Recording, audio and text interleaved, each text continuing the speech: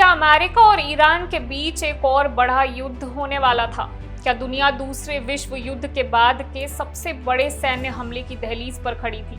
और क्या आखिरी वक्त पर हुई बातचीत ने इस टकराव को टाल दिया? अमेरिकी राष्ट्रपति डोनाल्ड ट्रंप ने ऐसा दावा किया है जिसने पूरी दुनिया का ध्यान अपनी तरफ खींच लिया है। ट्रंप का कहना है कि अमेरिका ने ईरान पर बड़े सैन्य हमले की पूरी तैयारी कर ली थी, लेकिन ईरान की ओर से बातचीत की अपील आने के बाद फिलहाल हमला रोक दिया गया है। आइए समझते हैं कि ट्रंप ने क्या कहा और इसका मतलब क्या है। डोनाल्ड ट्रंप ने अपने सोशल मीडिया प्लेटफॉर्म पर लिखा कि अमेरिका ईरान के खिलाफ बड़े सैन्य अभियान के लिए पूरी तरह तैयार था। उनके मुताबिक अगर ये कार्रवाई होती तो उसका पैमाना इतना बड़ा होता कि दूसरे विश्व युद्ध के बाद ऐसा हमला शायद ही कभी देखा गया हो। हालांकि ट्रंप का दावा है कि मिडिल ईस्ट के कई देशों और ईरान की ओर से बातचीत और समझौते की अपील की गई। इसी के बाद अमेरिका ने फिलहाल सैन्य कार्रवाई रोकने का फैसला किया। ट्रंप के अनुसार ये फैसला कुछ अहम शर्तों के साथ लिया गया है।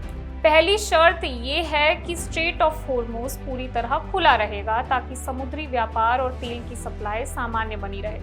दूसरी शर्त ये है कि ईरान न्यूक्लियर हथियार बनाने की दिशा में आगे नहीं बढ़ेगा और अपने परमाणु कार्यक्रम को खत्म करने की दिशा में एक कदम उठाएगा। ट्रंप ने यह भी दावा किया कि इस समझौते में इजराइल भी अमेरिका के साथ काम करने के लिए तैयार है। उनका कहना है कि अगर सभी पक्ष अपने वादे निभाते हैं तो मिडिल ईस्ट में शांति की दिशा में बड़ा कदम उठाया जा सकता है।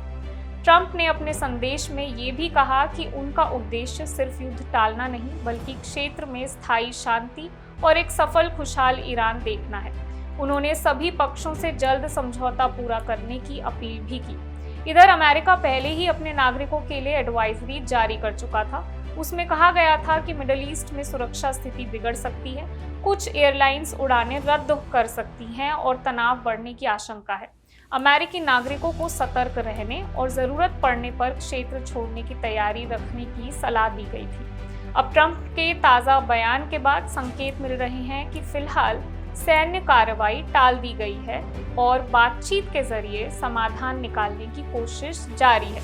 हालांकि ये ध्यान रखना जरूरी है कि ट्रंप की ओर से किए गए ये दावे उनके सार्वजनिक बयान पर आधारित हैं।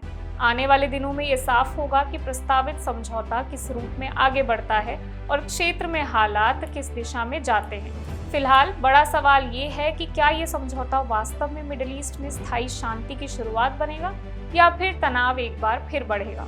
मैं वंशिका सक्सेना और आप देख रहे हैं इंडिया न्यूज़।